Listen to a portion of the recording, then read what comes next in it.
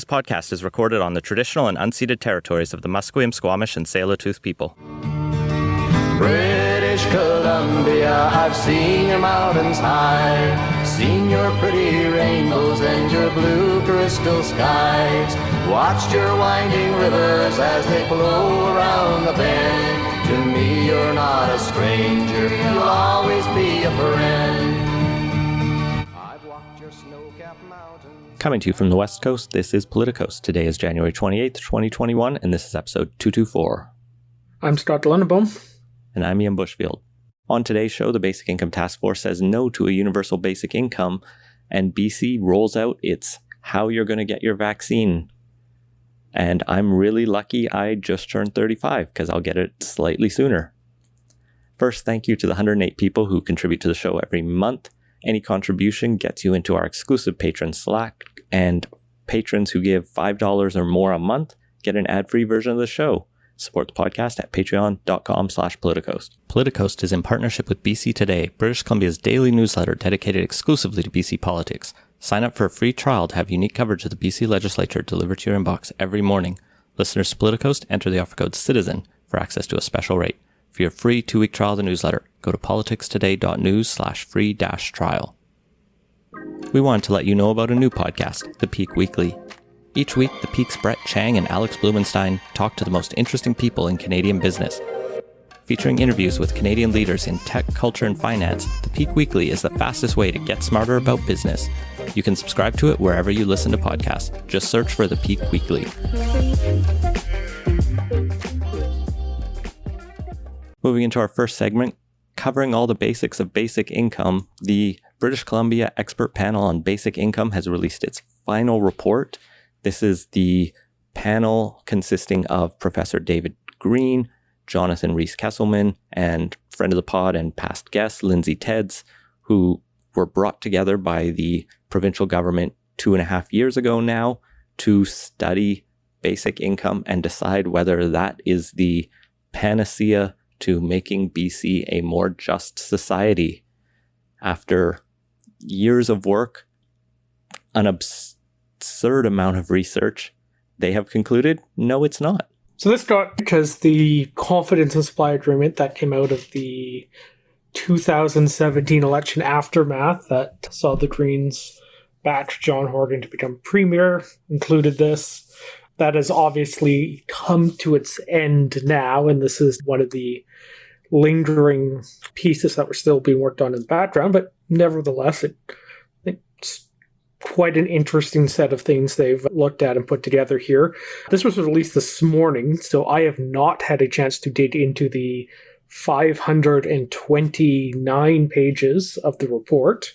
Don't release things on recording day challenge, please, everyone in the government. But nevertheless, I think we're going to try and talk to one or more of the people behind this report in an upcoming episode. But in the meantime, Ian, you actually had a chance to dig into this a bit. Why don't you turn to the high-level takeaways?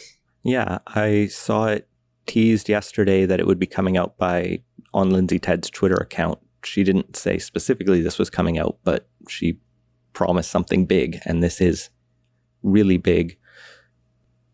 I took a bit of time to start reading the introduction and realized once it talked about how they were going to have an exploration of the political philosophy around what exactly is a just society, that there is a lot here. So I skipped over to the executive summary, read through that, went back to the main report to read through what the recommendations are.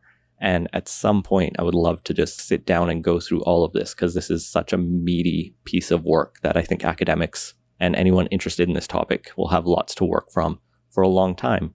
One of the things this task force did was actually commission a bunch of research, which they all linked to off the main page. But yeah, as a result of this, I think it's probably one of the larger and more comprehensive looks at the topic that has been done in quite a while.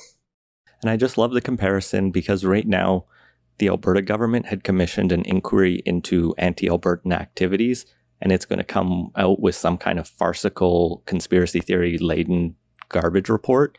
And here we have this like quality academic public policy document that also includes a lot of substantive things that can make BC a better society. So going through some of the stuff it talks about just at the highest level at the top line at first, they say things like, we have concluded that moving to a system constructed around a basic income for all as its main pillar is not a most just policy option. The needs of people in this society are too diverse to be effectively answered simply with a check from the government. They go even further and say they've concluded that a pilot into basic income is not warranted. Specifically, they say the changes predicted, such as people seeking out education or starting new businesses, the major changes would take longer than the span of a pilot project, more than 5 years to see the effects. And many of the short-term effects we already know will happen, even if they are positive. Meanwhile, in the time span we could be doing that pilot project and spending that money, we could just do a bunch of incremental policies that we know will have measurable good effects on poverty reduction. And that's where actually a lot of the work of this ends up, is going, here are all the other things you could do to achieve basic income's ambitions. And so they basically say, we'll take basic income ideas to transform and enhance the current income and social support systems and target support at the groups who need it the most and improve the overall system of government supporting people through the 65 recommendations they lay out. So these 65 recommendations will come to, they estimate, a total of $3.3 to $5 billion. That is spent across a number of different things. They don't budget every one of their recommendations because they say if it's a recommendation that would cost less than $400,000 a year, that's trivial and they just won't add that in. So some of them are smaller. Some of them are just like policy tweaks that won't cost anything. One or two are actually even revenue neutral changes that could just make existing supports better. There's stuff like updating the forms, which sure there's a one-time cost for, but ultimately is pretty trivial in terms of the government's multi-year budgets. Yeah, and they say for the $5 billion they're talking about spending, you could roll out a $10,000 basic income that reduces as people make more money, and that would cut poverty by a mere 2%. But they can say the money we're saying you should spend here will have meaningful impacts. And this comes from their experience of running 16,000 simulations of different universal basic income programs, tweaking all the little dials that we talked about in our last episode with Dr. Ted's about, do you give it to a family or do you give it to individuals? Do you give the same check to everyone or do you scale it with income? And all these different permutations. Turns out the ones that actually reduce poverty the most cost a lot. Just what you'd expect. And by cost a lot, I should say, like, we're talking tens of billions of dollars a year, like over $50 billion on the scale of the budget that BC spends on everything right now. And so you can't just... Well, right now might be a little bit of not the ideal measuring stick because of everything going on with COVID. But yeah, typically in non-weird years, the government spends somewhere between $50 to $60 billion. So we're talking 5 to 10% for the actual recommendations that are here and 100% increase for the more expansive UBIs. Yeah, and on Twitter, Dr. Ted's also points out, because she's the only panelist who's on Twitter, so she was doing a lot of tweeting about the report today, that you could try and tax your way to spend this much, but there just aren't enough rich people in BC. So even if you took all of Jimmy Pattison's money and Chip Wilson's money and shared it around, there's just not enough left over. Now, maybe you're willing to start talking about taxing middle income brackets, raising consumption taxes, etc. But that's not what people usually say when they're talking about basic income. It's just tax the rich, wealth tax, and suddenly we can spend $50 billion. See, my cat even agrees. To be fair, I think what you just said is what people on the more populist left would say when they're talking about basic income. I think there's quite a few more moderate basic income advocates who would freely admit that this would come with clawbacks in the form of increased taxes on more middle-class people. I think by the end of today, she may have just been frustrated by the reply guys on Twitter who are just like, oh, how dare you say basic income can't work? I haven't even read your report, but clearly you don't know what you're talking about. Clearly what we need to do to fund this is just buy a bunch of GameStop stock. Do we buy the stock or do we short it at this point? At this point, you're probably better off shorting it, but that's only just the bubbles in the process of popping. I think some hedge funds posted something like 40 billion losses total for all the short positions on that, so that's actually getting pretty close to the cost here for a year. Oh, money is made up. So the other interesting thing about the intro of this report is they summarize that they have found that despite claims to the contrary, any viable basic income would have disincentives to work similar to those of the current income assistance system.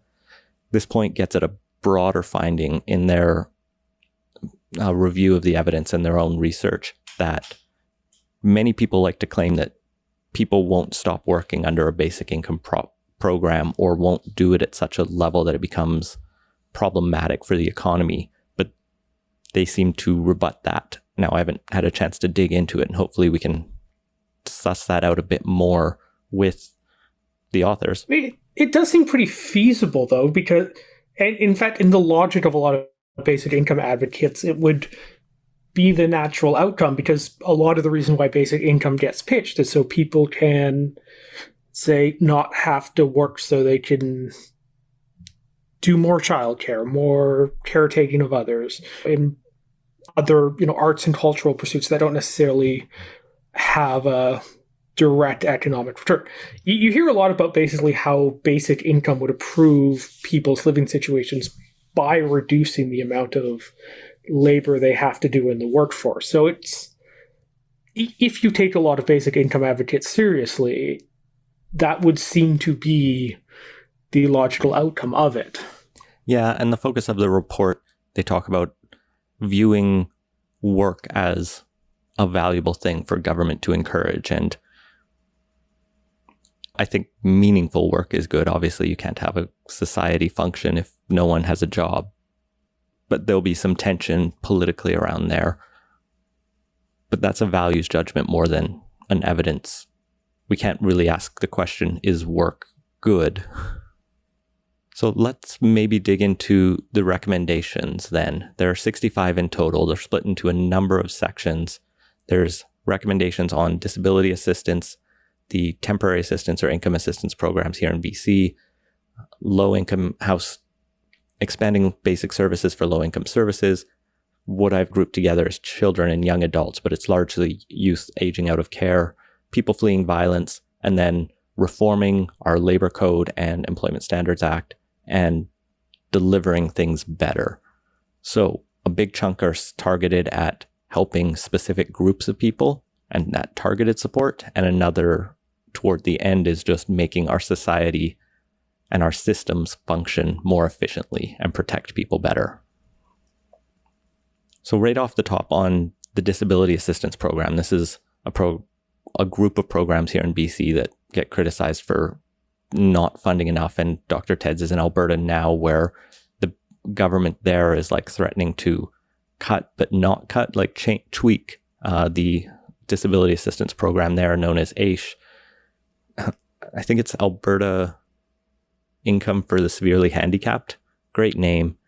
Here in BC, they're recommending that we take the programs that exist right now and make those for disability assistance into a targeted basic income. So use the idea of basic income, but rather than do it universally, have it focused on people with disabilities. Now, the first recommendation is to expand and modernize the definitions of what disabilities are so that we're making sure we capture everyone who should be getting this, and also making sure we integrate mental health and addiction support in there to help, but really use the basic income approach to support those who may not be able to work because of disability or maybe only able to work reduced amounts. It all seems pretty reasonable. I don't really have any comment on that. Yeah, the basic income would be set at the poverty line, and it would reduce as individuals made more money. Because there are different approaches to basic income. You can either give everyone the same check or reduce it as people make more money. There are a lot of recommendations in this section about just making the system more fair, easier, simpler, reforming the application process, eliminating what's known as the asset test.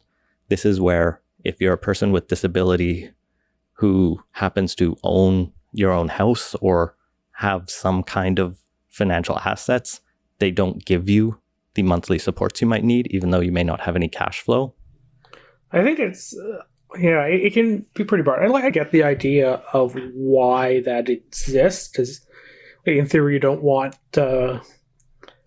a Chip Wilson type person who has a very large amount of wealth, who could very comfortably sustain himself even if he never worked again, to draw down on the supports. On the other hand, that tends not to be the main way it's actually implemented, and it's not a great idea if you have to basically spend all your savings before you can access any of the benefits. Yeah, forcing people with disabilities to sell their house, or maybe your primary residence is exempted, but to sell off any assets you may have just seems cruel at some point. Like the person who has too many hedge funds or whatever they're invested in, who doesn't necessarily have that liquid capital, we can go after that wealth in different ways than not giving them disability support. So I think there's a good argument there. The other recommendations in this section are to create more public and community employment. So this would be the government providing funds specifically to community groups for people with disabilities. And for example, I used to work with the Cerebral Palsy Association of BC, and that organization would regularly hire staff members who had cerebral palsy. And a lot of disability organizations do things like that. And they all need adaptation, or they don't all need it. They might need different levels of adaptations, or people might have different capabilities at the job. And so having government support to fund those jobs, especially in nonprofit sector where there's never enough money, is a good way to just make sure we can provide opportunities matched with people's capabilities. So the next section is entitled Reform Temporary Assistance to Reduce the quote-unquote welfare wall. The welfare wall, as defined in the glossary at the very start of the report, is, quote, a notional barrier created by various features of traditional income support programs that both limit access to the program as the funder of last resort and discourage recipients from exiting the program for work, particularly high rates of benefit clawback due to earned income. So this is the kind of welfare or social assistance program where it's simpler to either just stay on it than try to get a job, because, for example, you might not see, you'll get your benefits clawed back, or you have to fill out different forms, or you might not be able to access it if you lose your job again.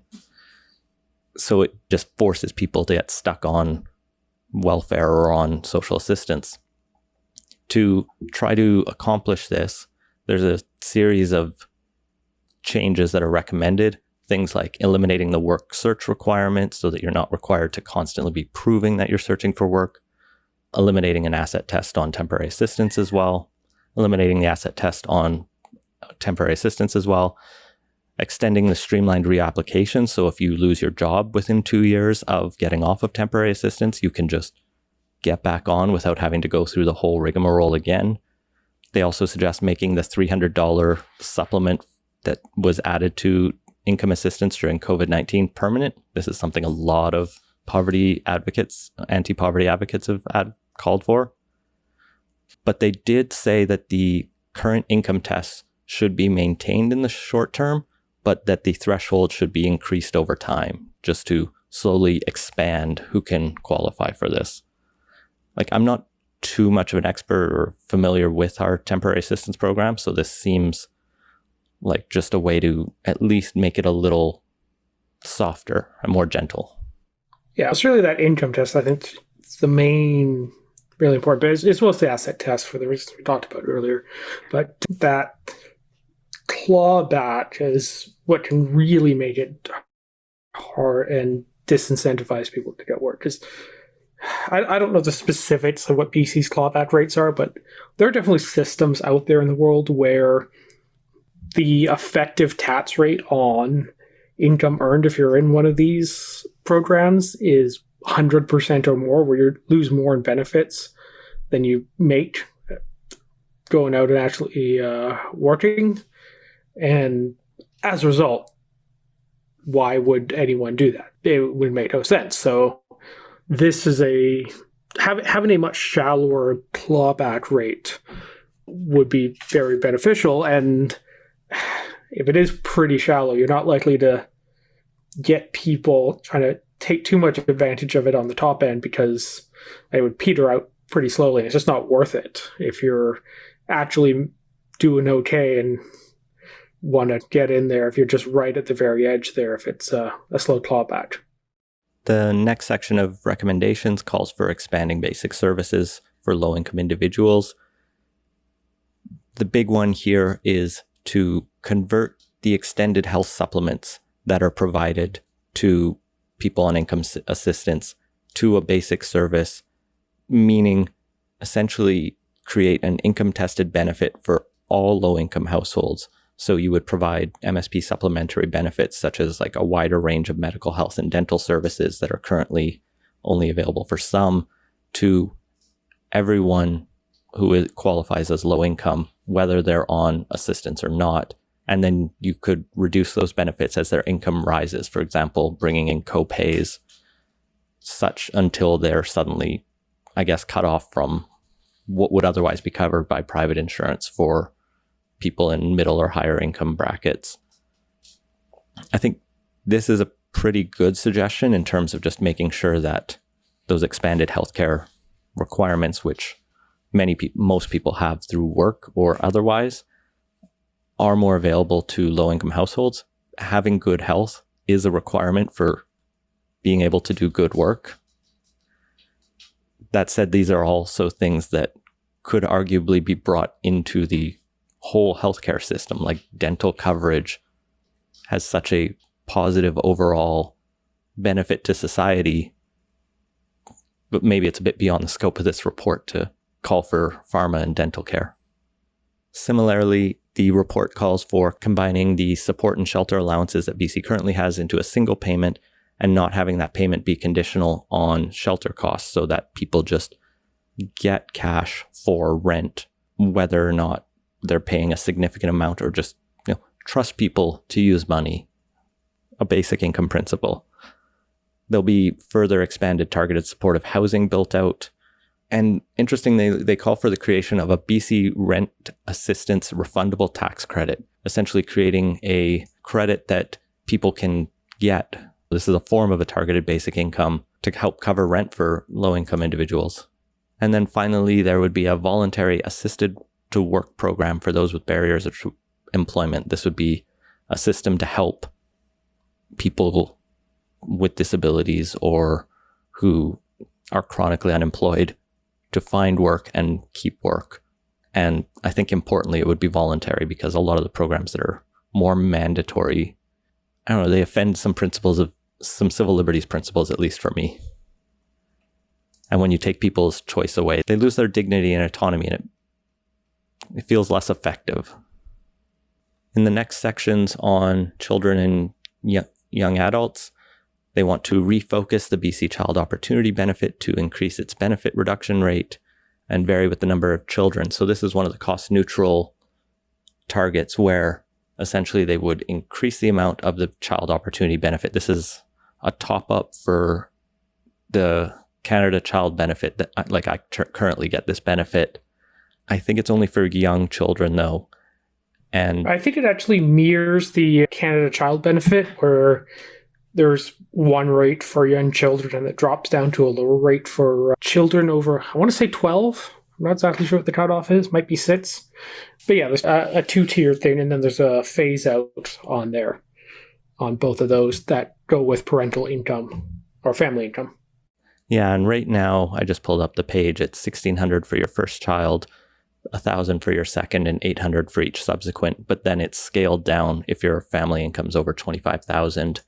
So the recommendation here would be to increase those benefits, but to also scale it down faster so that people making $100,000 aren't getting it, which is currently almost the case if you just have one child. You still get a little bit of money. So this is one area where I think I actually disagree with them a bit. I can see why they propose this because it is cost neutral, but I think if you want to support the people at the lower end of the income spectrum, that's great, but it would probably be to actually put more money into this program.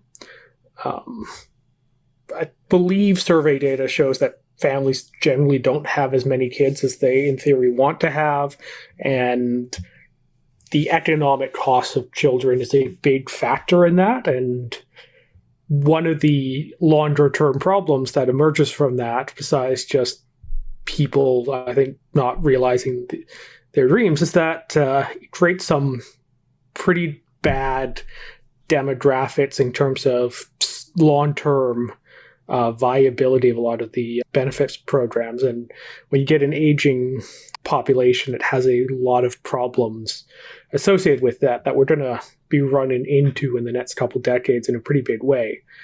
And especially in high cost of living places like where most British Columbians live,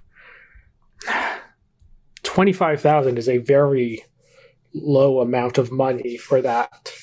And people in the middle income brackets still face a lot of those pressures that disincentivize the children they want to have. And it would probably be, even if it isn't maximally redistributive or maximally poverty reducing, it is probably good to have a just generally more pronatalist policy position for governments of all levels. I know a lot of the research on the Canada Child Benefit, and we've talked about this with Kevin Milligan in the past, has shown that it has been incredibly successful, like shockingly successful at reducing child poverty. And I do have to agree that this is a good spot to seemingly throw money at, but maybe we'll have to bring that up when we talk more about this report as we go forward and see what the government also does with it. Moving into the Yeah, and I think this may be another area where the scope of the terms of reference may be limited things too, because I don't think the panel was asked to focus on the long-term demographic trajectory of the province and how to make it more favorable to fiscal and societal sustainability. In the next section, the report takes a look at enhancing financial support and services for young adults, and this is largely looking at youth aging out of care. So these are kids who have spent at least a couple years in foster care or otherwise being wards of the state, so to speak. They're children who the province is responsible for raising.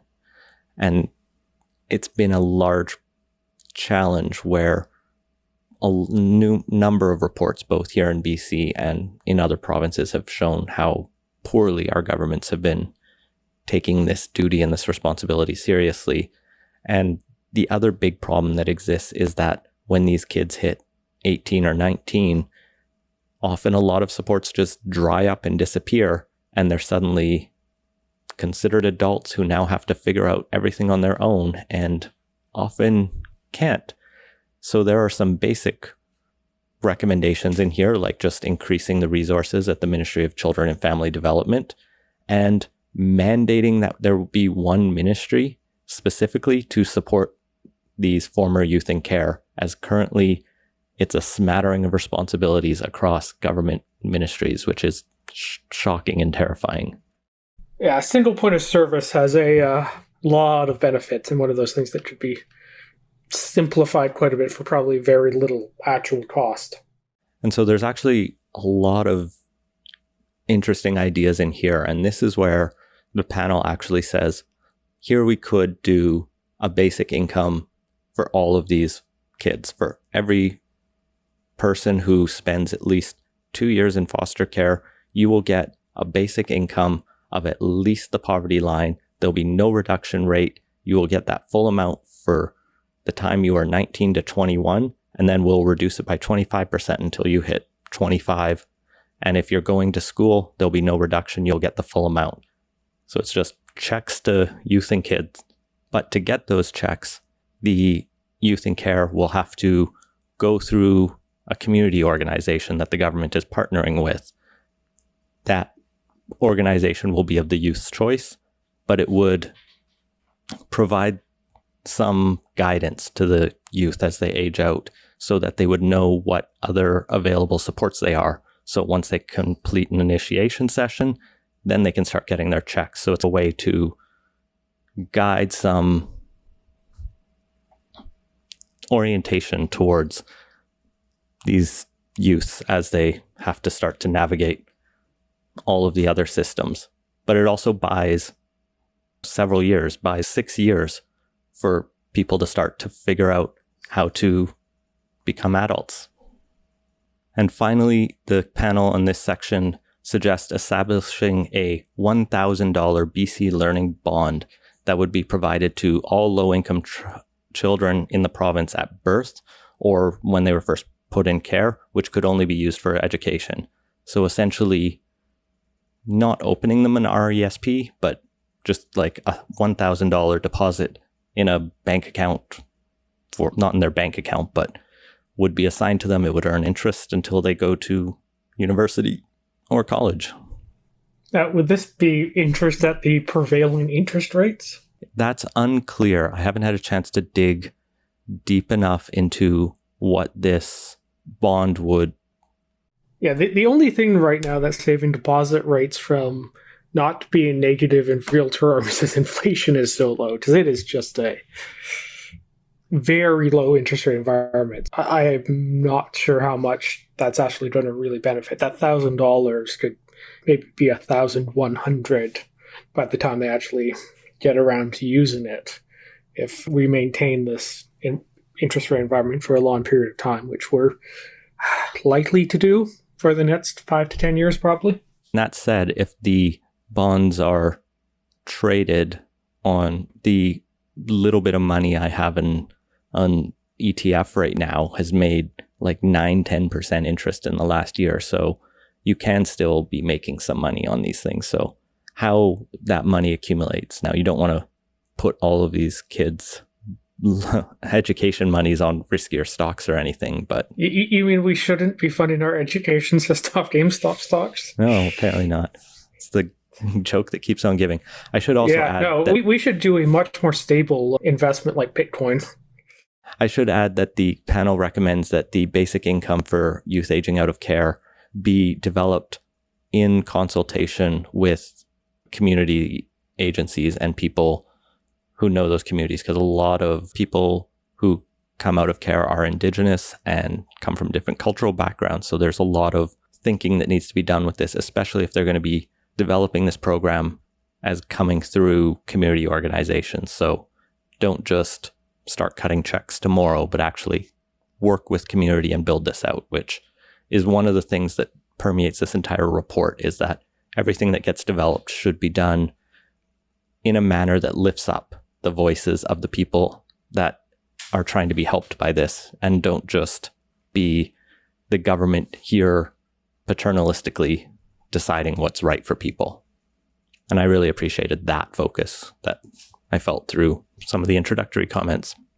Moving into the final section of targeted supports, people fleeing violence. So this is whether someone's fleeing domestic or intimate partner violence is a big challenge, because often the reason people can't leave an abusive situation is they don't have anywhere to go and the abuser has all of the money. So what's recommended here is a lot of support for short and long-term housing for people fleeing violence, and then a three-tiered program to address domestic violence. First, someone fleeing would just get a big lump sum payment worth about 3 or 4 months of income assistance, and they could get that without proof of violence. And I think that's hugely important because that lets someone rent a new house, because you could take one of that month's, put it as your down payment, put another on your first month rent, and then you have somewhere to live. And you can buy food and all the other things. The next step of the program would be to enhance hardship benefits so that cash is integrated with access to wraparound supports. Basically, just to make sure that we can look after people. Make sure you give the people cash, but also try to address trauma, brain injuries, other medical conditions, other basic needs like housing and transportation, so that we're not just, here's your check, you're probably fine, but actually looking after people who need a lot of support and might have lost everything. And then also very importantly, don't expect people to be looking for work the day they leave a violent situation. Let them get secure housing first. Get all of this set with wraparound supports, and then you can start tying benefits to whether they're seeking out work or not. Seems reasonable. Yeah, it's sad we don't do all of this already. This feels like very important stuff because like domestic violence is such a endemic plague, but yeah, often hides in the dark. All right, we're almost through. 2 more sections. Next up is the labor reform section, something I thought was really interesting to see in here. So there's a host of recommendations around updating the Employment Standards Act and Labor Relations Code to look at the changing nature of work in a number of ways, including gig work, how farm workers and fishers may or may not be properly excluded or included under the Employment Standards Act, who's defined as an employee, all of this kind of stuff. So they suggest reviews of all of this, develop standards for gig work, enhance enforcement of the Employment Standards Act, and then change some of the provisions in the labor code to improve unionization. They don't say specifics really about card check or anything like that, but they do talk about possibly allowing sector level unionization for the service sector, for example. So rather than having to unionize your, I was going to say Le Chateau, but they shut down, your little store and the 3 people there, you could unionize everyone who works in fashion stores or footwear stores. And that is something that has worked in other industries and or interesting to see in a basic income report, the idea that we should have more unions to better protect people. I'm sure the government will be happy to seize on that one. Well, and that's an interesting point, right? A lot of this report really feels like it was written knowing its audience is the NDP government. Like none of the recommendations feel like they would be unreasonable for this government to undertake. And just closing it off on the final section of improving benefit delivery platforms. Here, it's largely about just automating, simplifying, data sharing. Automatic filing is in here, of course, as we've talked really with nice TEDs and others. Yeah. And the federal government's been talking about it more recently. They also revived the dogwood benefit that was, I think, in the MSP task force, his report as well. The idea of combining all the various refundable tax credits in BC, like the sales tax credit, the climate action credit, etc., into just one single benefit for simplicity. So all stuff that seems pretty good from a make the system work better, make it more responsive. So we know, for example, if someone's income suddenly dropped to 0 and they need a bunch of supports, happened to a lot of people this year. And the last recommendation is to just set up a human rights-based approach to engagement with those affected. So don't just push all these out, but as I said, really consult with communities. And the executive summary concludes with this paragraph that I liked. What does the future we envision look like? It is a future in which British Columbia is a place of mutual concern and mutual respect, where each person is supported to make the fullest contribution they can, where no one is left behind. It is a place where government policy supports a strong sense of mutual concern, striving to use the full set of tools at its disposal to balance the desire for individual autonomy and the need for community, and it is a place where reciprocity needed to build and maintain public trust is at the core of public discourse, where everyone, from those whose contributions bring them the largest incomes to the most vulnerable, is treated as an equal, whose opinions are listened to with respect. In short, it is a vision for British Columbia that always seeks the elusive balance inherent in a just society, knowing that it is a never-ending quest. I like this report. Yeah, there seems to be some good stuff, and I would have to dig into a lot of those before I can offer a more comprehensive take. Although I'm sure like you said, the NDP government will be happy, I think, with the outcome of this. The NDP seems always a bit ambivalent towards basic income, and I'm sure have no reason not to go ahead with what would no doubt be a fairly controversial and pretty big undertaking will make them feel a little happier or comfortable, I guess, is the better description.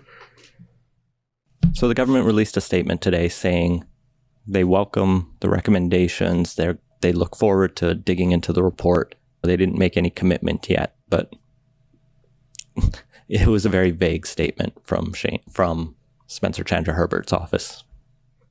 Well, with 500-ish pages to digest, I'm sure they have their own thinking to do about it. Although they will have had the report for a while, but I don't think they'll be moving super quickly on a lot of this stuff, just because they have their own more immediate issues to deal with, both in terms of their enacting a bunch of their campaign promises from this time around, as well as the ongoing crisis that ought to be occupying everyone's number one priority.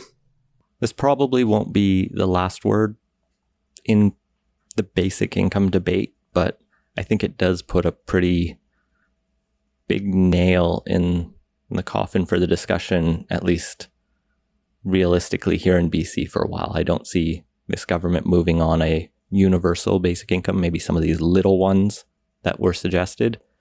The Greens will probably still be interested in it, but I'll be really curious to see where they go. I expect to see that in the next Green platform in 2024. Don't really think it's... Yeah, like I said, the NDP has always had a mixed relationship with basic income, so they'll probably take the recommendations they like, go ahead with it, but be secretly happy that there was no recommendation that a UBI be implemented. As we said, we'll keep digging into this and come back to it because this is like the meat of what we love talking about. So hopefully you have enjoyed this conversation as well, listeners. Well, moving on to our next segment, Get Shot. This week, a bunch of news came out on the vaccine front. First up being the BC government has unveiled a revised vaccine rollout plan. This replaces the previous version that I think was announced back in, I want to say December, but honestly, time is an illusion at this point, so I'm not entirely sure. But regardless, this new plan, I think, greatly simplifies things and replaces the tiered approach with various essential worker groups, high priority people, and instead replaces it with a fairly straightforward, very high risk, followed by just a age-based distribution plan. Yeah, the argument is that people who are older are statistically the most likely to get seriously ill or die from COVID-19. So let's get them all vaccinated first, and anyone who's likely to be in very close contact, such as hospital staff, nursing home staff, etc. Then it's just, I'm not clear on what the rest of the rationale is once you're into phase 4, which is everyone under 60 essentially. But phase 3, April, June, is just 5-year increments, give everyone who's 79 to 75 the vaccine in a couple weeks. The following couple weeks, do 70, 74 and down, and just keep going down until you hit 18-year-olds in September. No one under 18 is scheduled to get it yet because we don't have a vaccine approved for kids yet. Yeah, there's been various debates over the last several months of how best to prioritize. There's a bunch of different ways they're doing it. Like, the joy of the United States is they have 50 different versions of this, so we can all watch how that plays out. But I think there's something to be said for just going with very simple, whatever's administratively easier, just get shots in people's arms. And while you can quibble about whether or not people who are 45 in a frontline service sector job are at higher risk than a 80-year-old who lives with their partner and doesn't otherwise interact with anyone is more or less safe, because risk is mathematically just impact multiplied by probability. So even if the impact's higher on one, if the probability is much, much higher, that can outweigh things in terms of actual risk. But fundamentally, I think we should all keep in mind that the goal is herd immunity through vaccinations, and prioritization is just the how do we minimize harms we're achieving our final goal. But the final goal has to be getting everyone vaccinated as quickly as possible. Anything that just moves that along as quick as possible without any delays or interruptions is what's needed, because every day this gets dragged out, or any day that there isn't the maximum number of possible doses going into people, is a day that this whole terrible situation for everyone gets dragged out longer, and we all suffer in that case. Rather than debate the policy that's been decided endlessly, let's talk about how things aren't perfectly on track in Canada. Putting it mildly. There have been a number of unfortunate delays of announcements of, BC, you're not getting any vaccine this week, or you're getting half as many as you expect. Are we okay? I would say no, because we're not, like I said, vaccinating as many people as possible, and we're not anywhere near the top performing countries in terms of vaccinations. And the federal government likes to deflect by talking about doses per capita, but doses per capita doesn't mean anything if we don't actually get the vaccines now when we need them. Because every day that people don't get vaccinated is more days where people are getting sick and more unfortunate deaths. And in this case, Pfizer has cut vaccine shipments. One of their plants in Belgium, I believe, is going down for a big upgrade, which should let them increase production in the long run, but does disrupt things here and makes it difficult for people to get their second dose, which is needed to make sure the vaccine is effective, and also means that because Pfizer isn't hitting their original target dates, we are stuck having this dragged out a little longer. Yeah, and it's a little frustrating and worrying to watch, especially with some of the previous announcements that Canada had turned down some of the options it had, thinking it has enough. Yeah, which is an absolutely nuts thing to do. We have enough when we have enough to vaccinate 38 million people delivered to Canada. That is when we've had enough vaccines. Until that is actually delivered, we are not there yet. And we've ordered a bunch more than we need on a per capita basis, but that only matters if we can actually get them in time. And let's try and get them here. And if we have some extras left over, we should absolutely donate them to countries that don't have our financial resources. But we absolutely should not be turning down any possible option on vaccines at this point.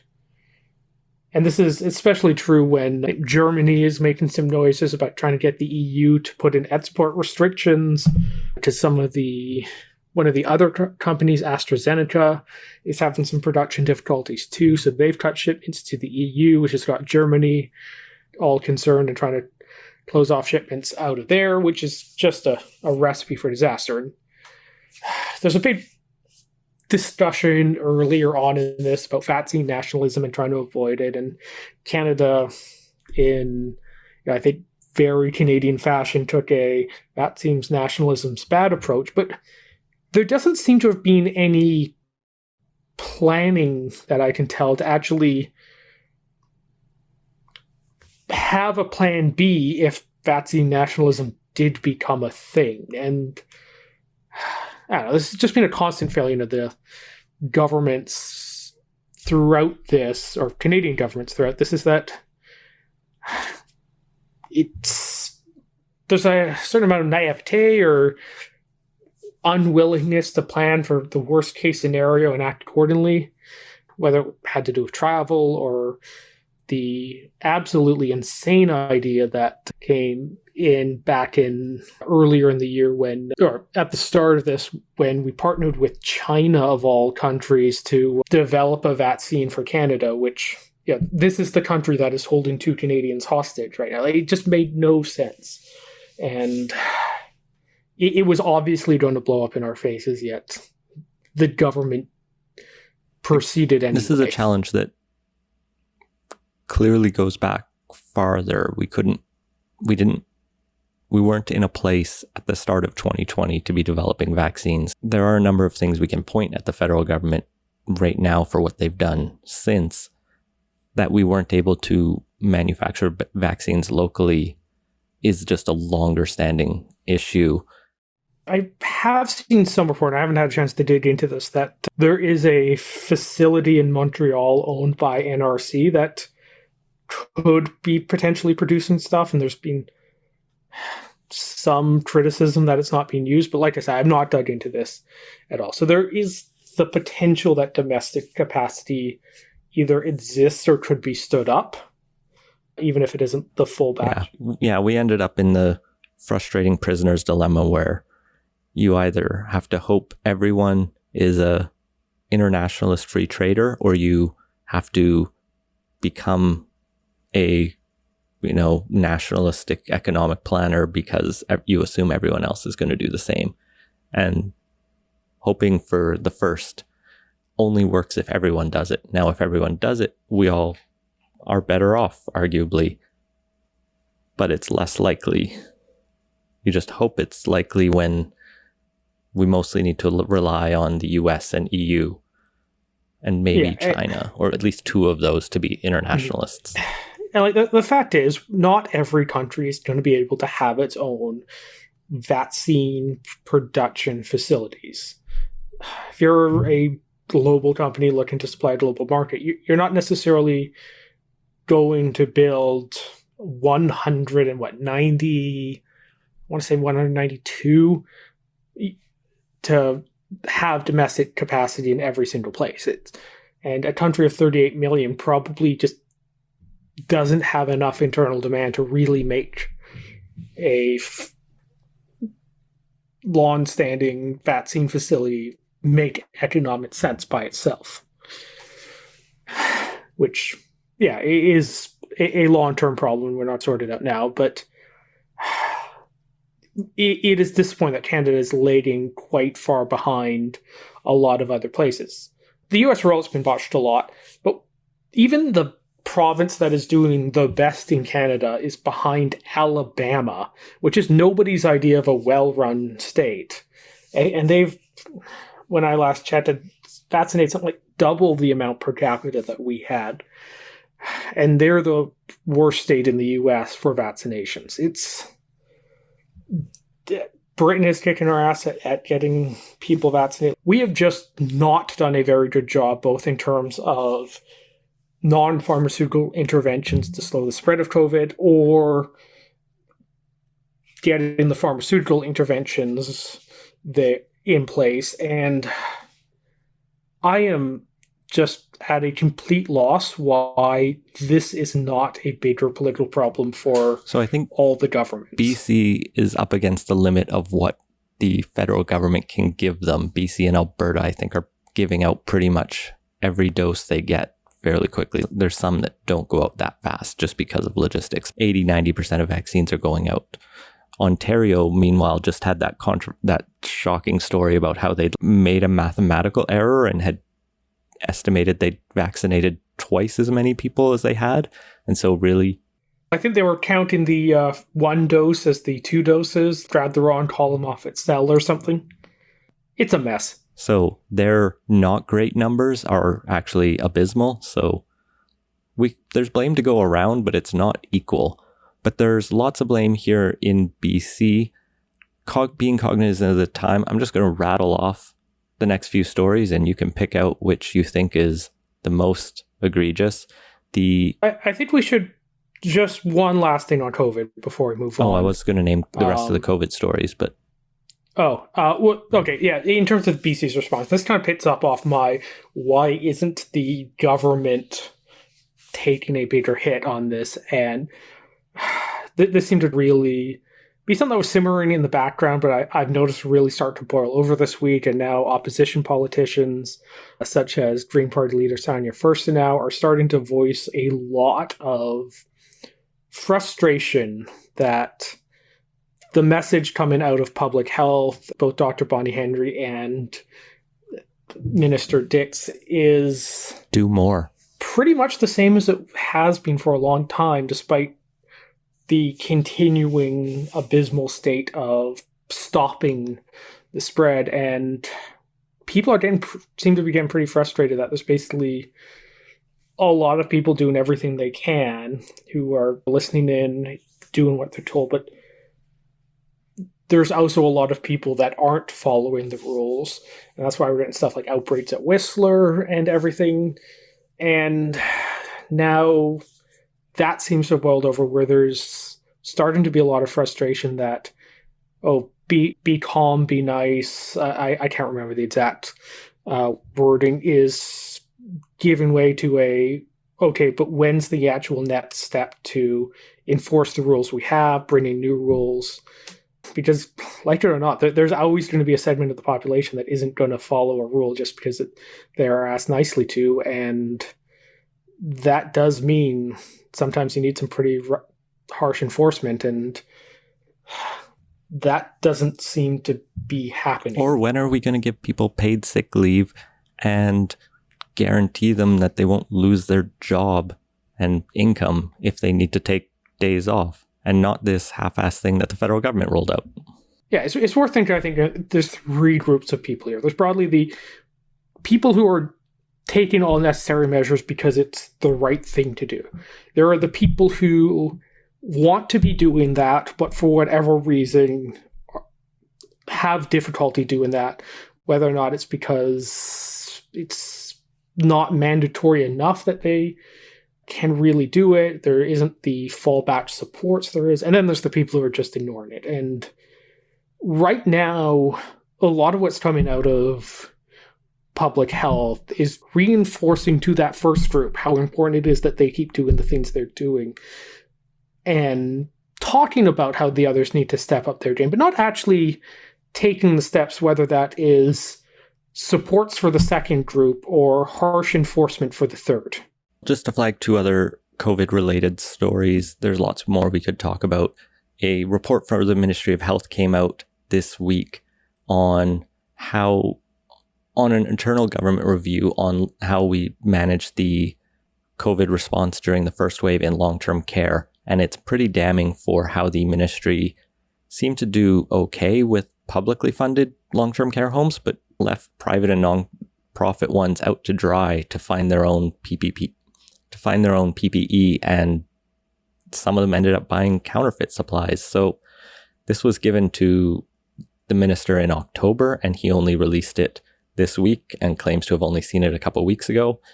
Some of the recommendations in it were immediately acted upon. Others are being rolled out right away, but not a great situation. It is good to see that our long-term care homes are starting to see far fewer outbreaks and less fatal ones, but lots of questions raised by this report for sure. Yeah, particularly around the ministry not supporting with PPE. The politicians were very quick to point out the failings of the private long-term care homes, but from this report, it doesn't seem like they actually took the steps to correct that, which is disappointing in that I think it's another case that we've seen where I don't want to say style over substance, but I think the rhetoric drastically outpaced the actual actions. Yeah, and the final story is just an op-ed that appeared in the Vancouver Sun by Joyce Murray, who's the federal government minister for digital government and my former MP for Vancouver Quadra. And she wrote an op-ed criticizing BC for refusing still to sign on to the COVID-19 app that the federal government had released and has been pitching for months and months. And it was weird, not so much that she would say that, but politically, there's a weird question there about why now is the federal government trying to essentially pick a fight with BC, even though BC and Alberta have been holdouts on this app for the entire time. And I've not been convinced it's actually helped other provinces. It probably hasn't hurt, but are they trying to aim for an election and trying to differentiate the federal Liberals from the BC NDP? It was weird. I would think it would be more to try and divert the attention away from the failings of the federal government, which we talked about a fair bit with the vaccines, and also their very slow response to bringing new travel restrictions, which it's now also a failing of the BC government that they've decided not to do what all the other provinces have done. And we don't have time to go into John Horgan's somewhat bizarre answers in his recent press conference, but yeah, that's the only way I can see it working. Still a weird thing for the government to pick fights with provinces over something like this, particularly something that's not so high profile that's really going to grab people's attention, but just make everyone go, huh? So, happy COVID anniversary. I think it was a year ago that BC announced that Canada announced its first case. Yeah, it's been 1 year, I think today, maybe yesterday, since we had our first. We're having all these dark anniversaries recently, and soon I'll start getting the Facebook memories of this past year, and that'll just start being bad. Yeah, it's been and we're basically, if everything goes according to plan, which on the vaccines, like we talked about, it's not, this is basically just past the halfway point. So, lot to bear down on and keep on pushing forward, but it's going to be a long 2021.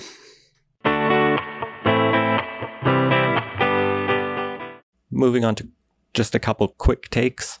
First up, another op-ed just came out today. The Premier had an op-ed in the Vancouver Sun asking for the polar icebreaker contract to be returned to C-SPAN here in BC and to have our shipbuilding facilities build icebreakers once more. Yeah, so the BC government's been pushing hard on this, I think both behind the scenes and now quite publicly. It's a decent-sized contract. It'll keep C-SPAN busy for a bit.